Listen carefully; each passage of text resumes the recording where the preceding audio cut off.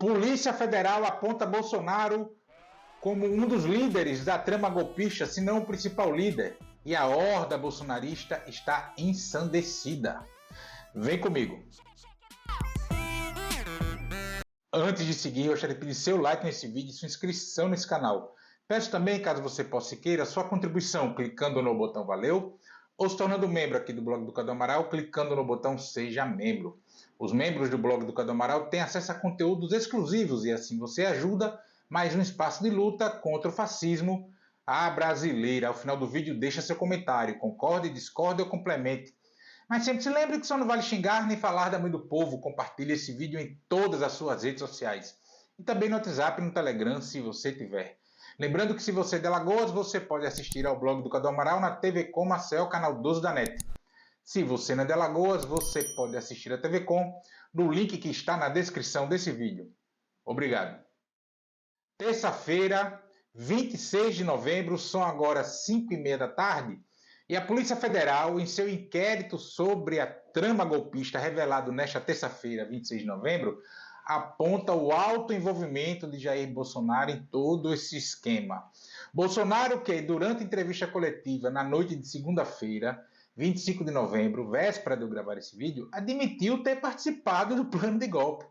Mas, como sempre, usando uma retórica torta que busca tirar a ilegalidade de seus atos.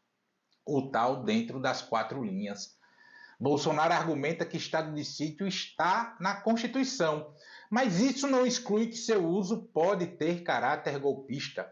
É o motivo do uso do estado de sítio que determina a sua legalidade ou não. Com o estado de sítio, o país fica sem liberdade de imprensa e a população sem suas garantias individuais. De acordo com os artigos 137 e 138 da Constituição Federal, estado de sítio é um instrumento que pode ser utilizado pelo presidente da República nos casos de comoção grave de repercussão nacional ou ocorrências de fatos que comprovem a ineficácia de medida tomada durante o estado de defesa, ou declaração de estado de guerra ou resposta à agressão armada estrangeira. O que os acampamentos de patriotários em frente aos batalhões do Exército, motivadas por uma fantasiosa narrativa de fraude eleitoral, tinham intenção de fazer parecer. O que a tentativa de explosão no aeroporto de Brasília no Natal de 2022, ou a invasão à sede da PF e queima de ônibus no dia da diplomação de Lula e Alckmin em dezembro de 2022 tinha a intenção de gerar. O que as mortes de Alckmin, Lula e Alexandre de Moraes, segundo revelação da Operação Contra-Golpe da Polícia Federal, geraria comoção grave de repercussão nacional. O estado de sítio ele é solicitado pelo presidente ao Congresso Nacional, ouvindo antes o Conselho da República e o Conselho da Defesa Nacional. Como medida em vigor, as garantias individuais, como já falei, seriam suspensas e o presidente da República passa a ter poderes plenos. Então, nesse caso, inclusive, eu penso aí que precisa se apurar a postura do parlamento brasileiro, no todo ou em parte, nesse percurso golpista, porque se a ideia era ter estado de sítio, algum diálogo com o parlamento brasileiro, com o Congresso Nacional, com lideranças, etc., não importa com quem, não estou fazendo nenhuma alusão a nada, ou a ninguém, melhor dizendo, mas esse tipo de relação precisa ser investigado e apurado. Mas a fala de Bolsonaro admitindo a sua participação no golpe não é um ato falho, é uma tentativa de se livrar de culpa direta, apontando que quem pensou as ações propriamente ditas do golpe foram os outros, não ele. Ou seja, abandonando os seus mais próximos pelo caminho. Acontece que o relatório da Polícia Federal aponta fatos, provas completamente distintas. Essa postura do Jair Bolsonaro retroalimenta a enxurrada de narrativas malucas nas redes sociais, nas bolhas bolsonaristas, que passaram a repetir a ladainha de que intenção não é crime, que tentativa não é crime. Ora bolas, o crime de golpe de Estado está na tentativa. Se o golpe é consolidado, muda-se o ordenamento jurídico, portanto não há mais ilegalidade. Segundo a Lei 14.197, de 1º de setembro de 2021, assinada por Jair Bolsonaro, a tentativa de golpe é crime. Diz o artigo 359-L que, aspas, tentar com emprego de violência ou grave ameaça abolir o Estado democrático de direito, impedindo ou restringindo o exercício dos poderes constitucionais. Isso é crime. Já o artigo 359-M diz que é crime tentar depor, por meio de violência ou grave ameaça, o governo legitimamente constituído. Bolsonaro afirma, e a horda repete, que ele não fez nada. Vejam só o que seria a vida real se não fosse a capacidade humana de registrar as coisas. Leonardo Sakamoto, jornalista do UOL, elencou 20 ações golpistas de Bolsonaro e as respectivas justificativas da horda bolsonarista. Segue alguns itens, algumas ações de Bolsonaro relatadas por Sakamoto.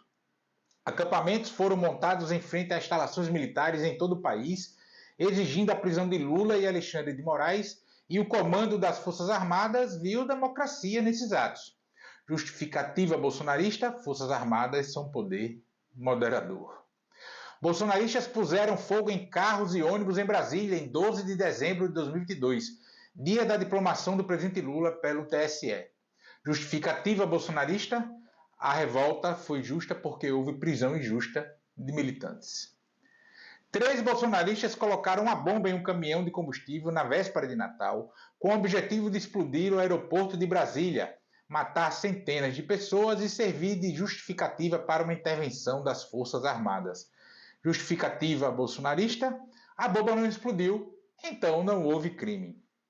Vem a público que o governo Bolsonaro espionou ilegalmente adversários utilizando uma ABIN paralela, incluindo personagens importantes dos 3 poderes da República. Justificativa bolsonarista, narrativa comunista. O link para a lista completa feita por Sakamoto, se você assiste a esse vídeo pelo YouTube, está no comentário fixado. Agora, com o encaminhamento do inquérito pelo STF à Procuradoria-Geral da República, o ministro Alexandre de Moraes retirou o sigilo do inquérito da Polícia Federal. E já temos aqui muita coisa circulando na mídia sobre as 884 páginas do que apurou a PF sobre a tentativa de golpe de Estado, que resultou no indiciamento de Bolsonaro e mais 36 pessoas, entre elas 25 militares. Entre os militares, os generais Augusto Heleno, Braga Neto e outros tantos coronéis, outros generais, enfim, almirante da Marinha, né, o almirante Garnier, enfim. Por exemplo, inclusive antes de eu gravar esse vídeo, já foi noticiado que o Braga Neto atuava, segundo a Polícia Federal, em 2 núcleos dos 6 núcleos da organização golpista. Seriam eles o núcleo responsável por incitar militares a aderirem ao golpe de Estado e do núcleo de oficiais de alta patente com influência e apoio a outros núcleos, ou seja, uma espécie de coordenação ali entre os militares. Também já foi pontuado, e o resumo do inquérito da Polícia Federal é que a PF destaca 8 provas do envolvimento de Bolsonaro em todo esse esquema golpista. De acordo com a Polícia Federal, aspas para o inquérito da Polícia Federal, os elementos de prova obtidos ao longo da investigação demonstram de forma inequívoca que o então presidente da República, Jair Bolsonaro, planejou, atuou e teve o domínio de forma direta e efetiva dos autos executórios realizados pela organização criminosa que objetivava a concretização de um golpe de Estado e da abolição do Estado Democrático de Direito, fato que não se consumou em razão de circunstâncias alheias à sua vontade. Você pode ver a composição e a forma de atuação desses núcleos golpistas e o inquérito completo da Polícia Federal, caso assista esse vídeo pelo YouTube, também no comentário fixado que está aqui nesse vídeo.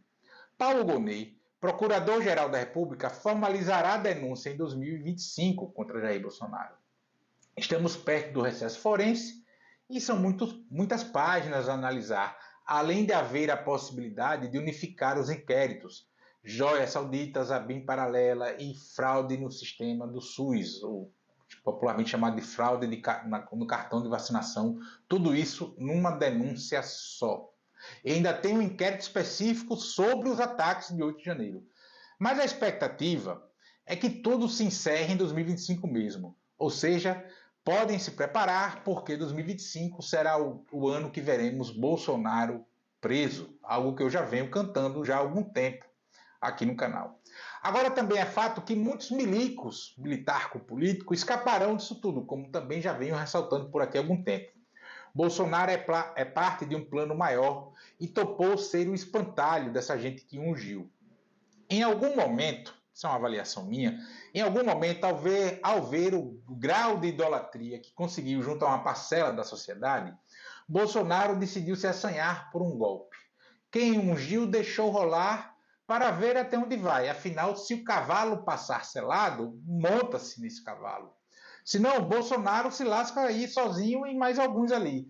E para dar a veracidade disso tudo, alguns de muitas pessoas com muitos falos nos ombros, muitos generais, muitos oficiais das Forças Armadas também acabam pagando o pato ali.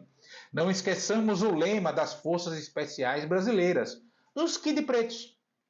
Qualquer missão, a qualquer hora, em qualquer lugar e de qualquer maneira. Ou seja, uma prisão dessa, ali, uma prisão militar, para esses caras é nada. As Forças Armadas já vêm há muito tempo com esse jogo de ocupar a política, adotando a tática de aproximações sucessivas. E isso foi, inclusive, explicitado por Hamilton Mourão, general Hamilton Mourão, em 2017, num evento numa casa dessa maçom aí, da maçonaria. Então, ser preso, como eu acabei de falar, ser preso numa prisão militar, onde o detento dará ordens a quem o vigia, ou numa prisão domiciliar, com a família resguardada pela força, ali, com pensão, com acesso a médico, saúde, escola, moradia, esse tipo de coisa, não é nada diante do manter a missão. E a missão é essa, ocupar a política. Nunca tivemos tantos militares na política, nunca se naturalizou tanto militares falando de política, atuando politicamente. E o plano desses caras é Tarcísio de Freitas 2030. Bolsonaro será preso. Mas manter a narrativa de perseguição é o que dará fôlego político à extrema-direita para manter alguma fidelização do seu eleitorado, ou manter a total fidelização do seu eleitorado. E o projeto, como acabei de falar, é o Tarcísio presidente em 2030, então precisa manter essa fidelização ali.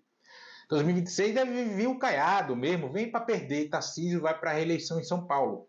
São Paulo tem histórico de eleição e Tarcísio, independente da avaliação que se faça do governo dele, tem aprovação suficiente para ser reeleito governador de São Paulo. Na campanha de 26, quem quer que seja o nome da extrema-direita terá que esticar a corda contra Lula. E aí radicalizando ainda mais, ajudando a banhar Tarcísio não sabonete Palmolive do discurso de moderado. Tarcísio de Freitas, inclusive, que também é capitão do Exército, assim como Bolsonaro, participou da missão do Haiti, aquela comandada por Augusto Heleno, que cometeu atrocidades naquele país, inclusive resultando no motivo de Heleno ter sido retirado da missão. Daí veio o ódio ao Lula. Em resumo, logo, o que nós temos hoje é o seguinte: nós temos o Bolsonaro sendo descartado a olhos vistos, tentando se agarrar em tudo que pode. A tentativa de golpe, inclusive, foi por conta disso. Ele assanhou ali figuras para continuar brincando de ser presidente do país. Nós temos a ordem ensandecida nas bolhas bolsonaristas, repetindo, reverberando essa narrativa fuleira, rabugenta, de que é tudo invenção, que é perseguição, etc., etc., por conta do escancaramento das ações golpistas e a PF cravando que Bolsonaro teve participação ativa nisso tudo. A casa está caindo, 2025 é o ano que veremos Bolsonaro na cadeia.